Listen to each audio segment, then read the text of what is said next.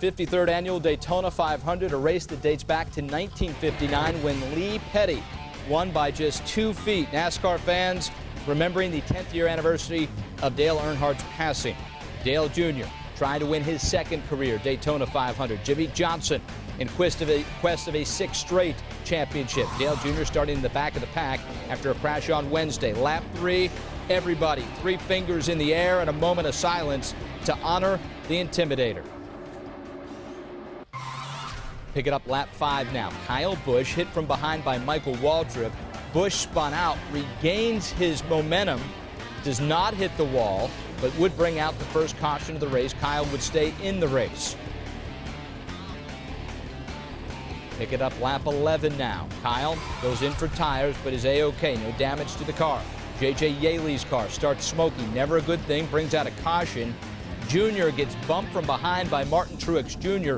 A lot of confusion about who was where on the track at this time. No one really sure if the caution was out or not. Lap 22 now. Kevin Harvick.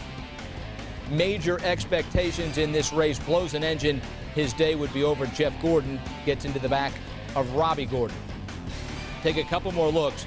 Gordon caught in the smoke. Can't see anything. So he bumps into Robbie Gordon. Slight damage to the 24 car.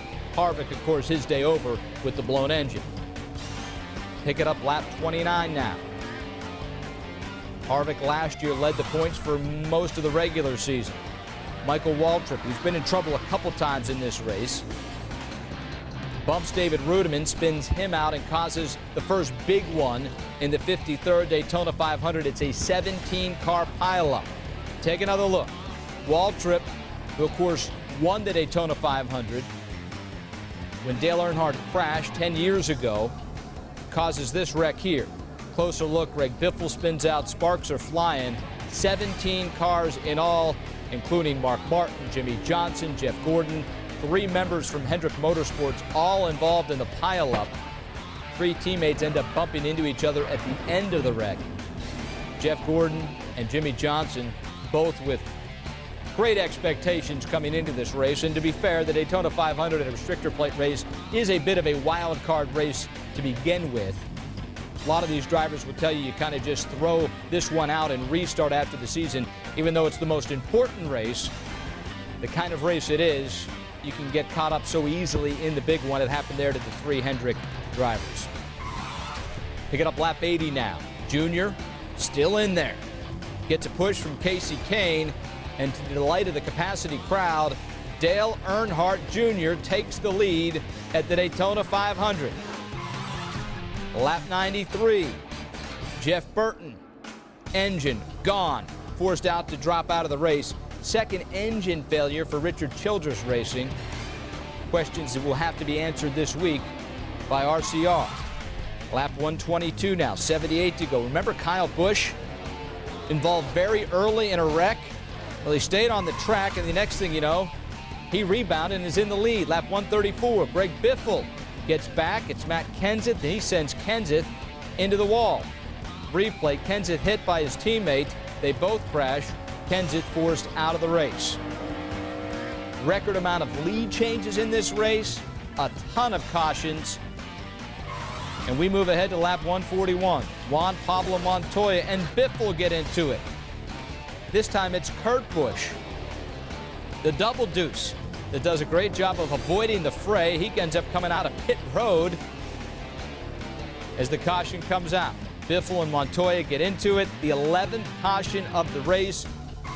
It's a repaved track at Daytona. A lot of people were wondering what kind of race it would be. It would turn out to be an exciting race. Tony Stewart, he's never won the Daytona 500, won the Nationwide Series race yesterday. He bumps Kurt Busch into Regan Smith, and we got another pileup with 4 to go. Take another look. Busch bumped by Stewart. Busch then gets into Smith, brings out the 15th caution of the race as Clint Boyer, Ryan Newman, and Denny Hamlin all involved in the pileup. Newman and Hamlin at this point with 4 to go look like they were the 2 cars to beat. Not anymore. During the caution, Junior had to head to pit road. His left rear went down. The caution sets up a green, white checkered finish. The most exciting finish in NASCAR. Off the restart now. David Reagan fails to maintain his lane. He's black flagged, not happy at all with the infraction. So David Reagan has to move to the back of the pack. That's anger right there. That was the steering wheel. All right, 2 laps to go. Robbie Gordon almost spins out. Back, though, Ryan Newman gets turned into it, and this would be the end of the day for Dale Earnhardt Jr. The 88 car was up in the front nearly the whole way, but just bad luck here on the green-white. Jr. crashes the wall. As competitive as he's been in a while, looked good throughout the race, but his day would be over. He had to be carted off. So let's try it again. Another restart. Final lap. Trevor Bayne, 20 years of age, is in the lead. So they get the 88 off the track, and here we go. Final lap. Who is Trevor Bayne? And the question would be, who is going to pass the rookie? Carl Edwards coming up like a freight train, but Bayne does a great job blocking.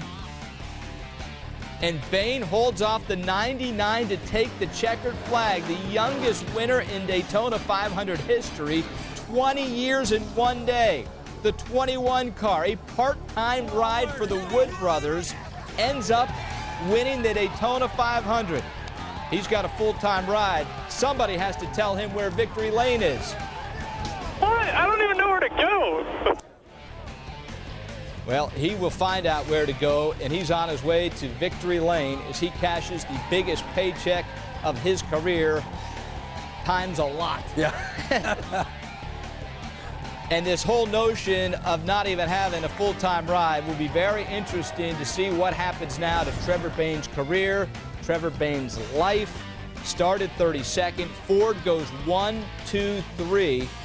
Youngest win ever. Carl Edwards finishes second. But the story, Trevor Bayne